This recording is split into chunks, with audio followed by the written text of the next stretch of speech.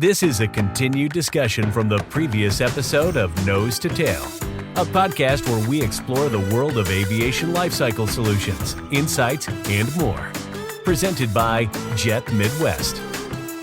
Obviously, coffee as a career is one piece, but you're a huge aviation enthusiast. If the people behind us could see on the roof of your factory, you actually have mounted a full DC-3 on a takeoff ramp that's lit. It's beautiful. You can see it from the highway in Kansas City, and it really has become a huge iconic piece of the landscape here, which you've got to be super proud of.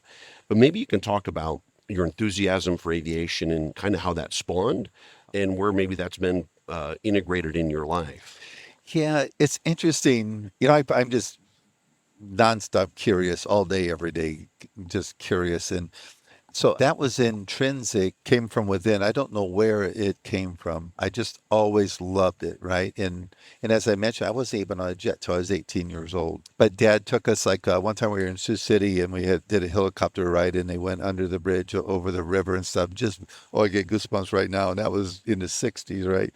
So I always loved it. And then this will sound really weird. I've never talked to anybody else who had this happen to them, but I dream fairly often when I'm flying without a plane. I'm flying like this in my stupid dreams. I'll wake up and I'll think, "Oh my God, I'm starting to fall. I gotta do that." It's embarrassing, but I just love that feeling and love the whole idea of it. And I don't really know where it came from. There was a cool guy in Iowa, this small town I was in, he put a aircraft motor on a tractor and he had it in a tractor pull. And I was probably 9 or 10 years old and I was enamored with that. I thought, oh my God, I want one of those. I'm going to do that. It's funny you were talking about your dream. I've had this recurring dream for most of my adult life that I stole an airplane.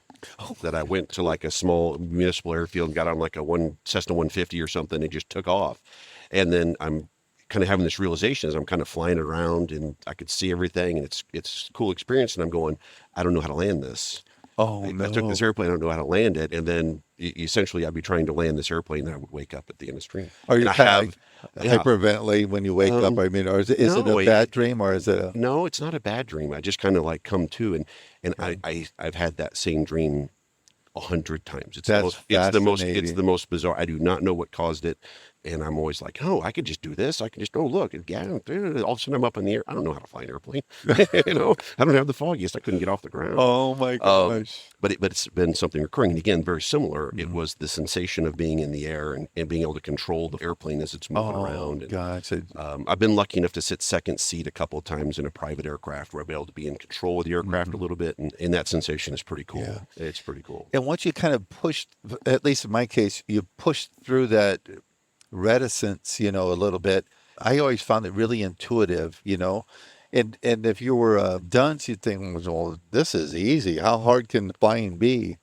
The takeoff and landing is quite a bit different. The flying part was intuitive. What little bit I had, I think together I probably maybe have 15 or 16 hours. But I think now I want to try it again.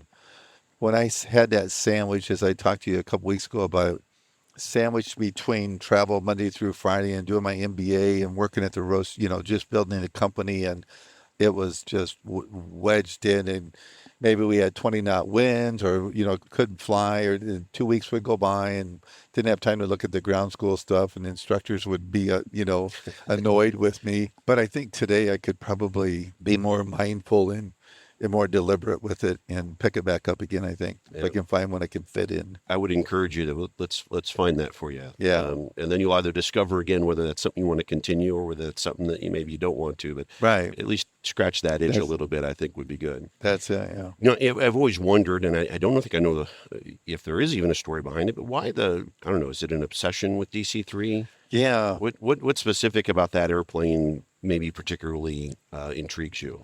So...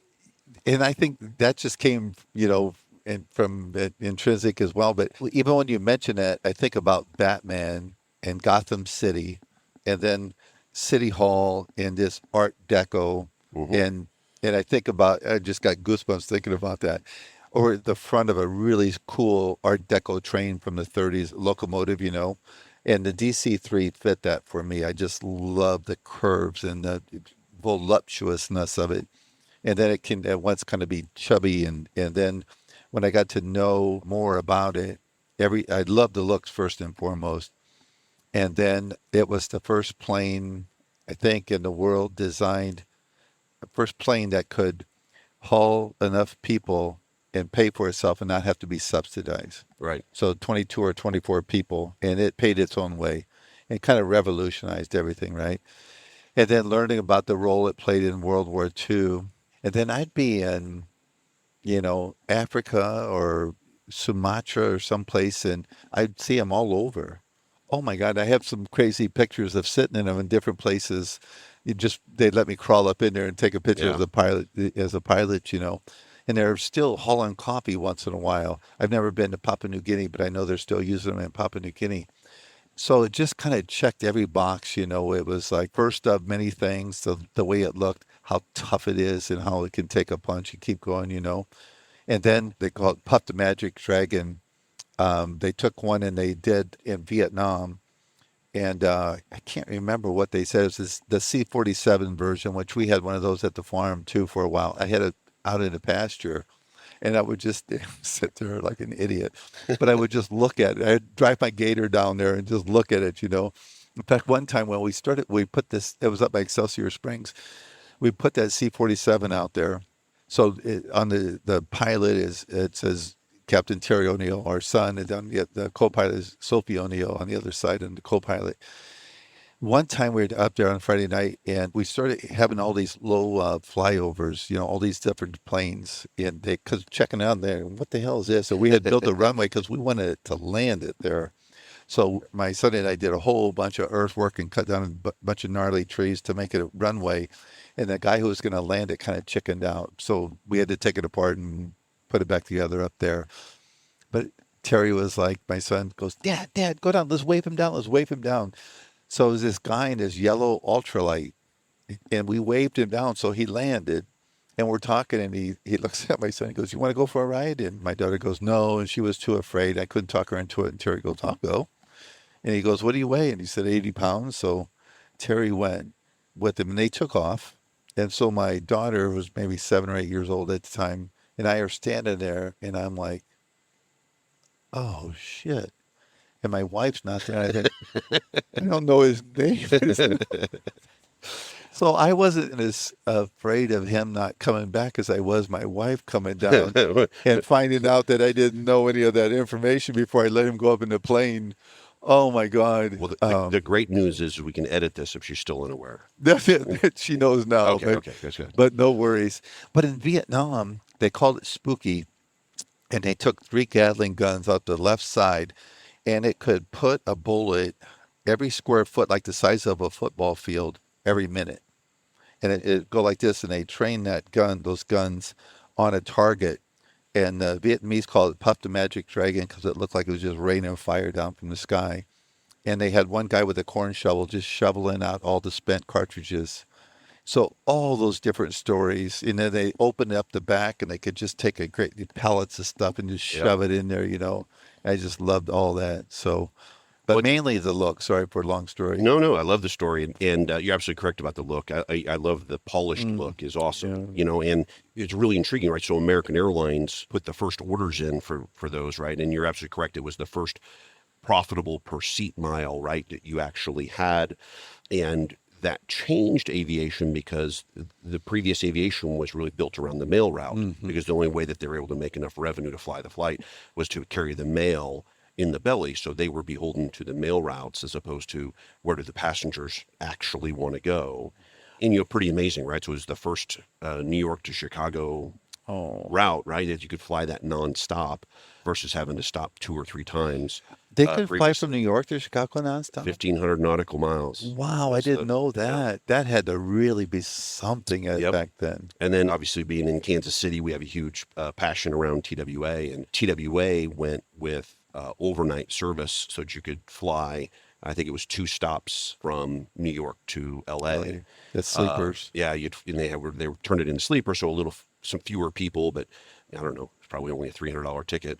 Yeah. Still is today, I think, but it's a little less comfortable. So I don't remember where I saw it, but I remember some stories and pictures of the people at the downtown airport doing that route, and all kinds, every star, at the time stopped here for that because everybody who was going to LA, Yep. that's really Yeah. cool. And, I've heard stories from guys who are pilots. In fact, if I found out that you had a pilot that was too scared to land on your homemade runway, you should have called me Oh, because I bet I know a couple guys who are pretty cavalier out there that probably could have taken care of it. Actually did talk to a pilot who flew a DC-3, and he said it was so smooth. oh, And he goes, it was just kind of slow to react to everything, but it was just the thing it was almost like a surfboard in the sky that would just kind of glide around because I'm guessing it just had great lift dynamics to it, the way that it yeah. was designed. One other thing, when we put the plane up that your folks helped us put Mhm. together, and the credit for that belongs to Elizabeth with Atelier Architecture. We chose her to do the factory remodel, and we wanted a plane on the top. I said, I don't want it sticking like a stick. I don't want it to look like a hot dog on a stick. But we had no idea. We did not do the runway or anything like that. So we had a competition where we paid, I can't remember how many thousands of dollars to everybody, but the winner took all, whoever we chose, and it was them. And then, so we said, oh my God, you win. They were all kinds of infrastructure things that we need. We needed to be able to do a tour while we're roasting coffee. The UPS had to be able to come at the same time, and all these Right. complications, right? And she goes, wait a minute, wait a minute, wait a minute. And then she showed us that it was the runway. Oh my God, I just got goosebumps on that too. And I couldn't stand it. I loved it so much. So the day we put that up, 6 mile an hour winds were the maximum because they got the largest crane they could get to fit there. I can't remember, but we were maxed out. So they had to pick it up like this and turn it all the way around and, and face it the way it's facing right now. So it was supposed to go up at 6. So I came down, and it's so funny. You have kids, right? Yep. So when my first kid was born, I was not ready for how it was going to make me feel, right? I was scared and nervous and just, it's hard to describe. Well, that's how I felt with the plane too. And I thought, oh my God, it was just kind of blindsided me. So it was like 7:15, 7:30. I'm like, let's go, let's go, let's go, let's Yeah. get it up, get it up. Well, there were a whole bunch of people running around and they had all these little flags. I didn't know this about the 6 mile an hour. And it was 8 or 9 mile an hour. I don't remember, but we didn't have enough money to do it again. I never thought it was going to be an option of not doing it, right? It Right. wasn't even in my, but only later did I hear, a day or two or three later, that had it not dropped to below 6, they weren't going to put it up. And they kept avoiding me, but I wasn't conscious of it. There were Yeah. news cameras Well, that, you obviously have a good crew of people. I mean, I think about how nervous you got to be. You're taking these two massive passions of yours and literally stacking them on top of each other. So oh, I can see how but, that's pretty but important. that day, Bob Dodson had a bunch of his friends, and there were 6, 7, or 8 of pilots who did the Burma run, Hmm. the bump, I think they called it. And they said, oh, it just gave me goosebumps too. But they said, so that was into China, right? And they said they didn't even need a map because there were so many crashed DC-3s on the mountain. They could just follow the crashes all the way. And but they just had tears running down their eyes when the DC-3 went up that day. That's awesome. Yeah. What an epic story, and it does look awesome. Well, listen, it's probably time for us to wind down a little bit. And again, Danny, thank you so much for Oh, it's being great here. to This be has here. been such a good dialogue. We'll definitely have to have round 2 of this. Come back to your man cave maybe in a couple of months and find another time to tell some good stories and talk a little bit more. So for all of you out there, thank you for watching. Please like and subscribe. This has been Nose to Tail with Danny O'Neill. Thank you so much, Danny. It's been awesome. Awesome to have And you. appreciate everybody watching. Thank you for listening to our podcast, Nose to Tail.